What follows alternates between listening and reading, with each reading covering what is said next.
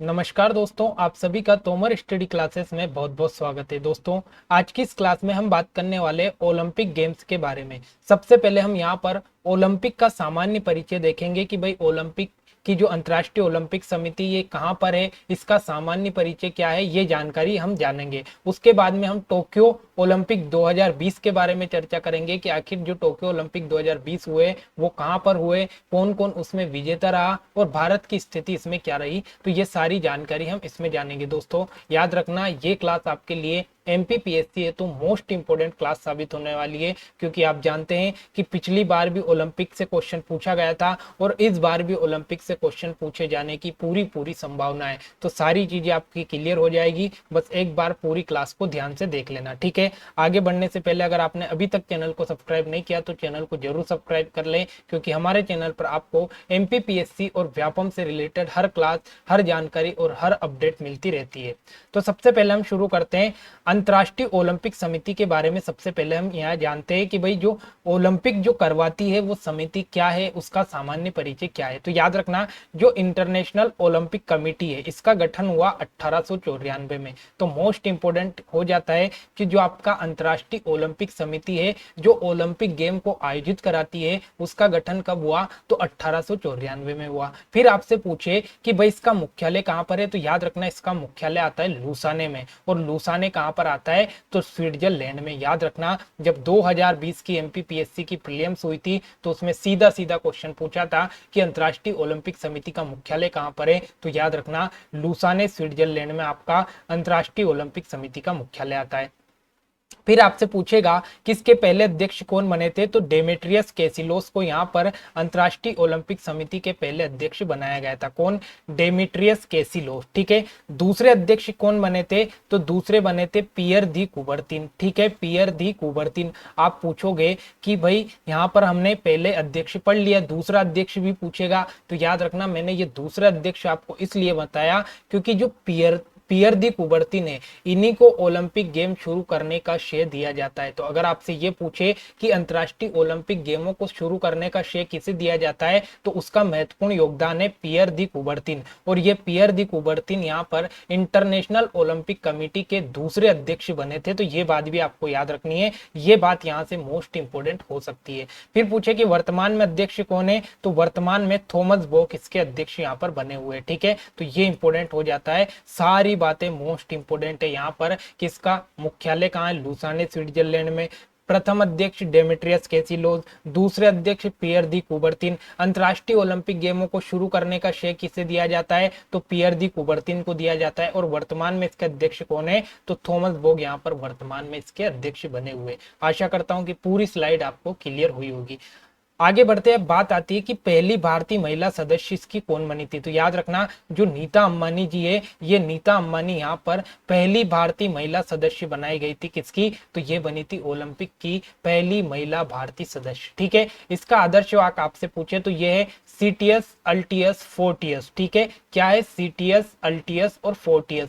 अगर आपसे पूछे कि सीटीएस का मतलब क्या होता है, तो सीटीएस का मतलब तेज, अल्टीएस का मतलब क्या होता है, तो ऊंचा, और फोर्टियस का मतलब क्या होता है, तो बलशाली। तो जो तेज है, ऊंचा है, बलशाली है, वो ही इस गेम को जीत सकता है। ये इसका यहाँ पर आदर्श वाक्य है। तो याद रखना सीटीएस, अल्टीएस, फोर्टियस।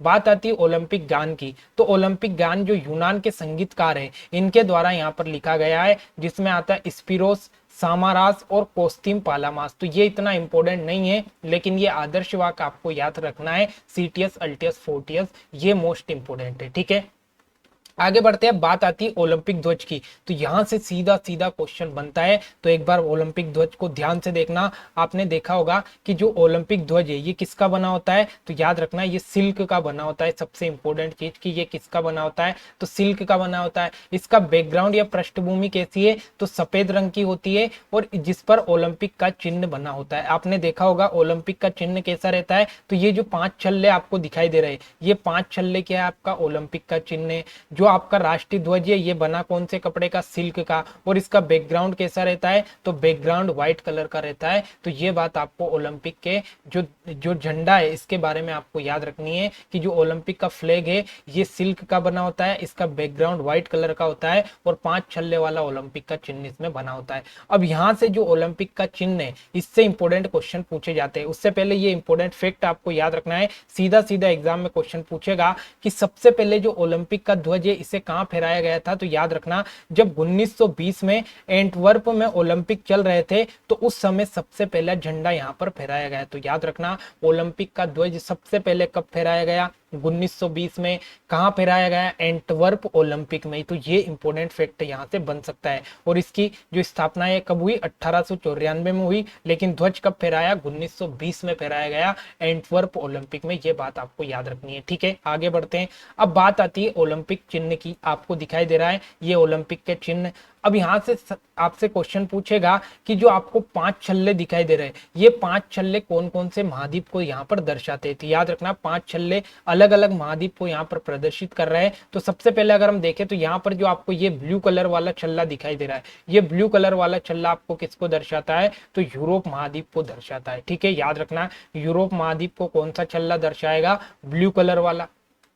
फिर आया पीला कलर, तो याद रखना जो एशिया महाद्वीप है, एशिया महाद्वीप का जो एशिया महाद्वीप का यहाँ पर जो छल्ला है वो कौन से कलर का है, पीले कलर का। फिर आपसे पूछे काला कलर का, तो याद रखना अफ्रीका का जो है ये काले कलर का है, ठीक है। उसके बाद में आपसे पूछे कि हरा रंग, तो हरा रंग किसका है, ऑस्ट्रेलिया का हरा रंग है। और याद रखना जो आपका लाल रंग है ये उत्तरी अमेरिका और दक्षिण अमेरिका का क्या है, लाल रंग है। तो ये बात आपको याद रखनी है। देखो याद कैसे रखोगे कि जो यूरोप के लोग है ये पानी के आसपास ज्यादा रहते हैं, तो इनका कौन सा रंग रहेगा, इनका नीला रंग रहेगा, ये ब्लू रंग रहेगा।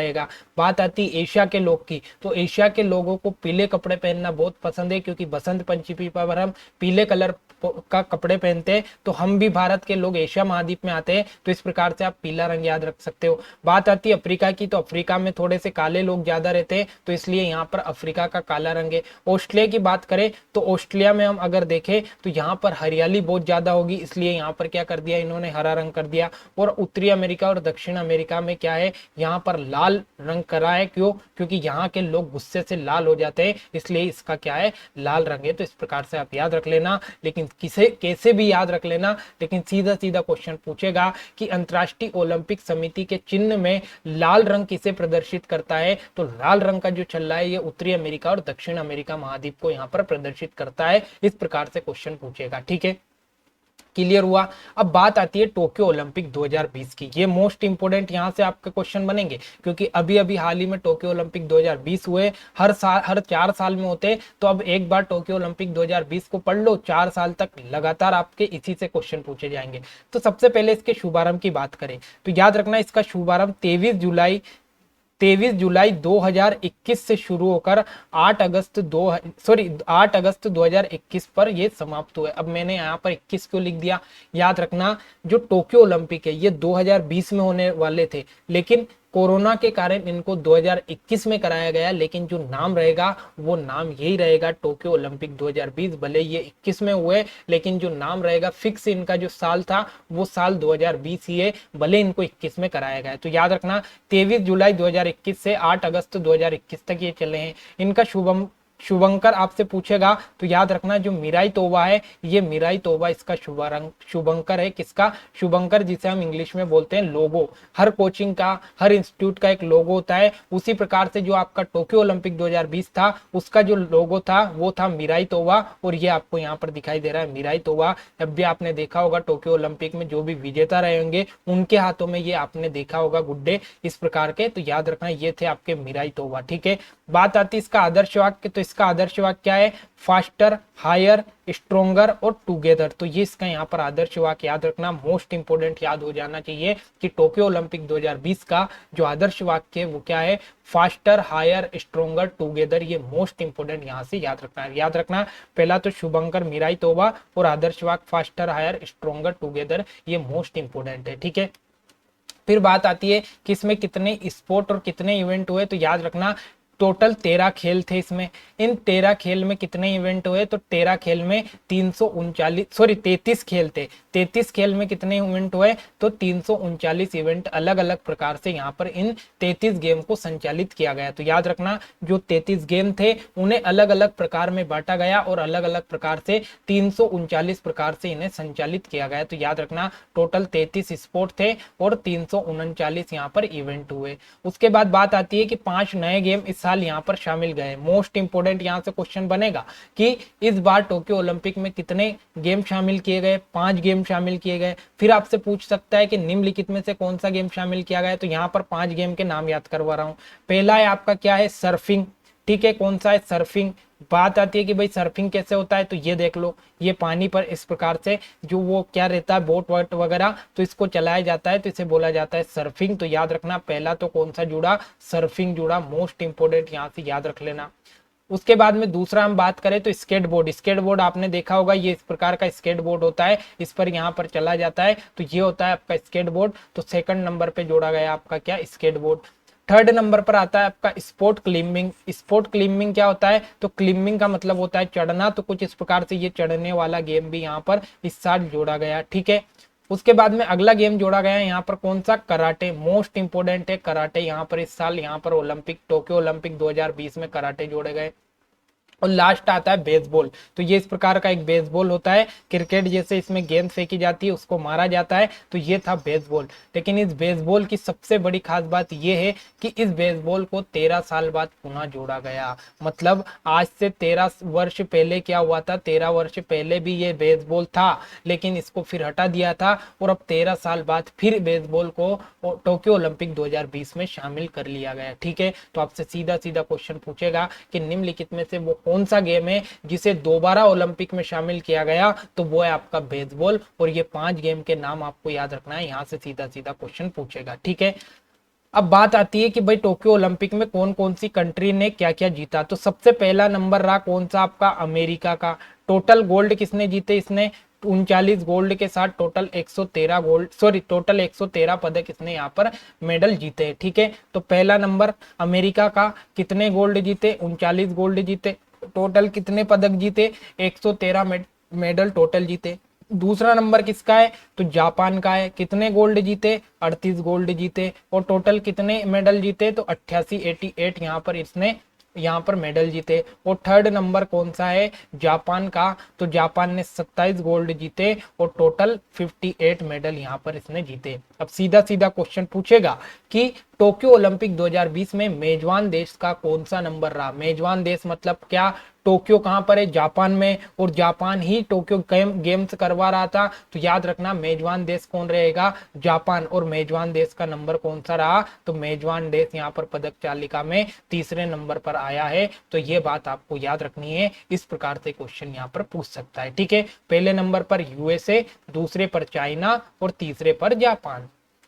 अब बात आती है कि भाई जो टोक्यो ओलंपिक हुआ इसमें भारत की क्या स्थिति रही, भारत ने क्या क्या प्रदर्शन किया। तो याद रखना इसमें भारत के टोटल 119 खिलाड़ियों ने यहाँ पर भाग लिया। मोस्ट इंपोर्टेंट है, 119 खिलाड़ियों ने यहाँ पर भाग लिया। फिर बात आती है कि उद्घाटन समारोह में ध्वजवाहक कौन थे। मोस्ट इंपोर्टेंट याद रखना, यहीं से क्वेश्चन बनता है कि निम्नलिखित में से टोक्यो ओलंपिक 2020 में उद्घाटन समारोह में ध्वजवाहक कौन थे। तो याद रखना उद्घाटन समारोह का सबसे पहले तो ध्वजवाहक कौन थे, तो एमसी मैरीकॉम और मनप्रीत सिंह, दो लोग यहाँ पर कौन थे, दोनों का नाम एम से आ रहा है, मनप्रीत सिंह और एमसी मैरीकॉम। तो एम एम याद रख लेना, उद्घाटन समारोह में 2 एम थे, तो एमसी मैरीकॉम और एक मनप्रीत सिंह, इन्होंने उद्घाटन समारोह में ध्वजवाहक यहाँ पर रहे। और उद्घाटन समारोह का जो मोटो था, जो आदर्श वाक्य था, ये क्या था, यूनाइटेड बाय इमोशन। ये भी आपको याद रखना है, मोस्ट इंपोर्टेंट। तो याद रखना उद्घाटन समारोह से क्या याद रखोगे, एक तो मनप्रीत सिंह, एक एमसी मैरीकॉम ने झंडा पकड़ा था और यहाँ पर इन्होंने क्या मोटो बोला था, तो इन्होंने बोल दिया कि यूनाइटेड बाय इमोशन, ठीक है। तो इस प्रकार से आप याद रख लेना। बात आती है समापन समारोह में ध्वजवाहक कौन थे, तो याद रखना सबसे पहले समापन समारोह का मोटो देख लो, वर्ल्ड वी शेर। यहाँ पर क्या है, वर्ल्ड वी शेर समापन समारोह का मोटो था। और किसने यहाँ पर झंडा लहराया, तो बजरंग पूनिया ने यहाँ पर समापन समारोह में ध्वजवाहक यहाँ पर बने थे। कौन, बजरंग पूनिया। अब इनके बारे में भी आगे जानेंगे कि कौन कौन सा गेम खेलते हैं, कौन से खिलाड़ी क्या करते हैं, ठीक है। तो समापन समारोह का मोटो वर्ल्ड वी शेर, वो बजरंग पूनिया इसके यहाँ पर क्या थे, ध्वजवाहक थे।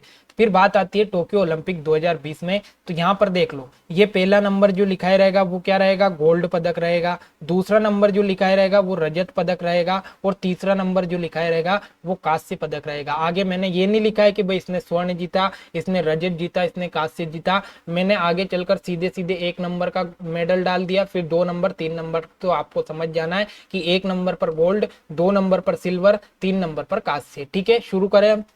तो सबसे पहला पदक आपसे सीधा सीधा क्वेश्चन पूछेगा कि टोक्यो ओलंपिक 2020 में भारत की तरफ से सबसे पहला पदक कौन लेकर आया, तो सबसे पहला पदक लेकर आए आपकी मीराबाई चानू। और मीराबाई चानू ने कौन सा पदक जीता, तो आप देख सकते हो कौन सा पदक जीता होगा, सिल्वर पदक इन्होंने जीता।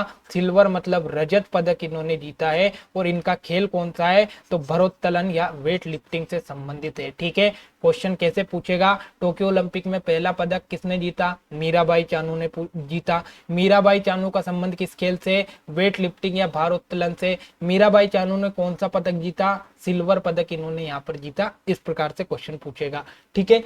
फिर आपसे पूछेगा कि दूसरा पदक किसने जीता, तो याद रखना दूसरा पदक यहाँ पर जीता किसने, पीवी सिंधु के द्वारा दूसरा पदक जीता गया। अब फिर पूछेगा कि पीवी सिंधु ने कौन सा पदक जीता, तो पीवी सिंधु ने कौन सा पदक जीता, कांस्य पदक यानी ब्रोंज मेडल इन्होंने जीता, ठीक है। कौन सा जीता, ब्रोंज मेडल इन्होंने जीता। और इनका खेल कौन सा है, तो बैडमिंटन से संबंधित इनका यहाँ पर खेल है, किसका, पीवी सिंधु का। तो याद रखना पीवी सिंधु ने कांस्य पदक जीता, बैडमिंटन इनका खेल है। फिर पूछेगा तीसरा पदक किसने जीता, तो तीसरा पदक जीता लवलीना बोरगोन ने। और लवलीना बोरगोन ने कौन सा पदक जीता, तो इन्होंने भी कांस्य पदक जीता, कांस्य पदक जीता तीसरे नंबर वाला। और इनका खेल कौन सा है, तो इनका खेल है मुक्केबाजी, मुक्केबाजी से संबंधित लवलीना बोरगोन, जिन्होंने कांस्य पदक यहाँ पर टोक्यो ओलंपिक 2020 में जीता। फिर पूछेगा चौथा पदक किसने जीता, तो चौथा पदक जीता आपके किसने, पुरुष हॉकी टीम ने। और कौन सा पदक जीता, तो इसने कांस्य पदक जीता। मोस्ट इंपोर्टेंट है कि पुरुष हॉकी टीम ने टोक्यो ओलंपिक 2020 में कौन सा पदक जीता है, तो कांस्य पदक जीता है। यहां से सीधा सीधा क्वेश्चन पूछा जा सकता है।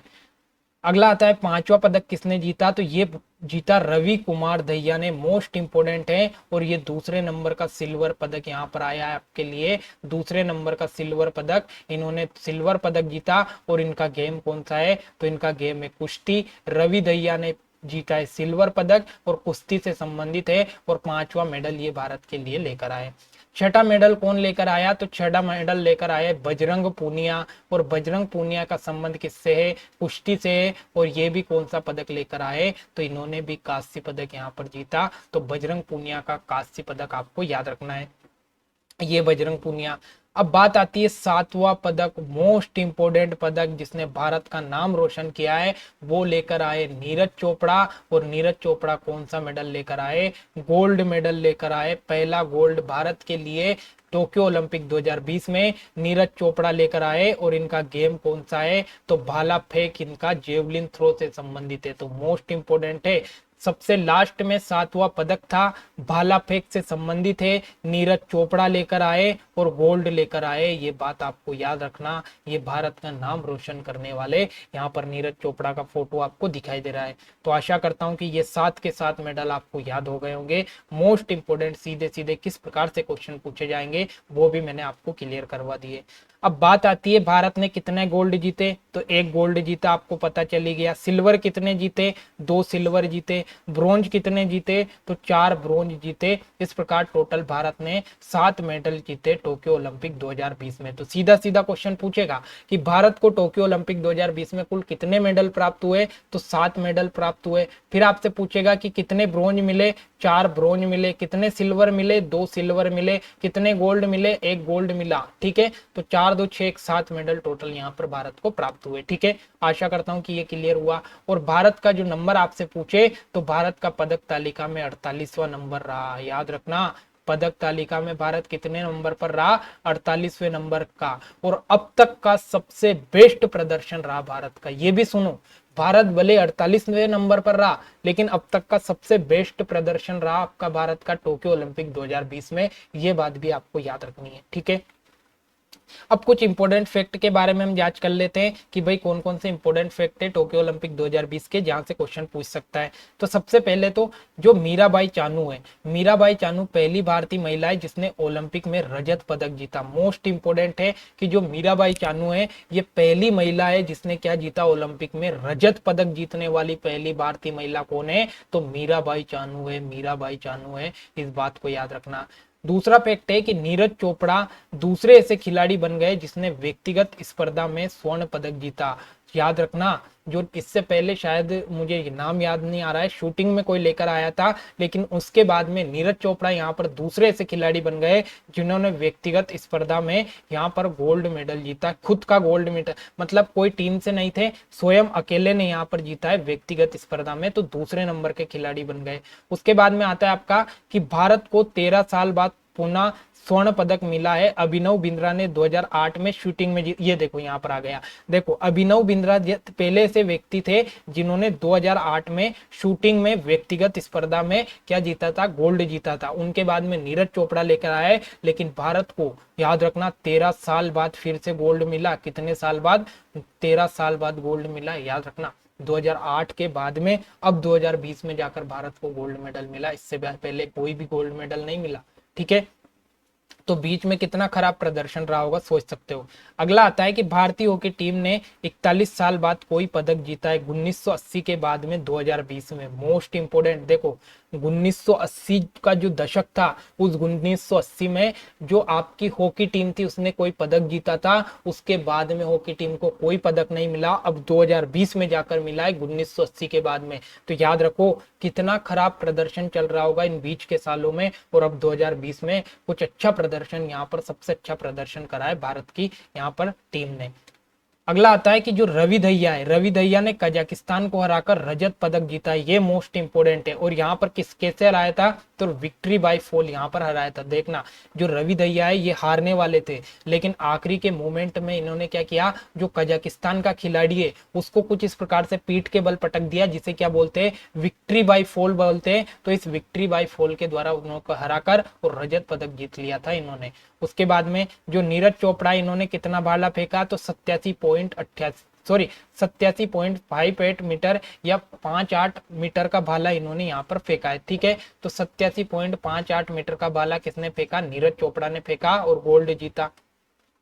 टोक्यो में स्वर्ण जीतने वाला सबसे छोटा देश बना है बरमूडा। मोस्ट इंपोर्टेंट है, टोक्यो में सबसे छोटा देश जो कि गोल्ड जीता है वो है बरमूडा। उसके बाद में पीवी सिंधु ओलंपिक में लगातार 2 पदक जीतने वाली भारत की दूसरी खिलाड़ी बन गई है। मोस्ट इंपोर्टेंट, याद रखना, जो पीवी सिंधु है इन्होंने लगातार 2 पदक जीत लिए। इससे पहले जो 2016 में हुआ था उसमें भी जीता था, और अब 2020 में भी हुआ, इसमें भी जीत लिया। तो लगातार 2 पदक जीतने वाली भारत की दूसरी खिलाड़ी बन गई है पीवी सिंधु। मोस्ट इंपोर्टेंट, यहाँ से क्वेश्चन पूछ सकता है। तो दोस्तों ये टोक्यो ओलंपिक के बारे में सामान्य जानकारी, टोक्यो ओलंपिक 2020 के बारे में हमने पढ़ लिया। तो आशा करता हूं कि ये क्लास आपको बेहद पसंद आई होगी। अगर क्लास अच्छी लगे तो लाइक कमेंट शेयर करना ना भूले। मिलते हैं अगली क्लास में। जय हिंद, जय भारत।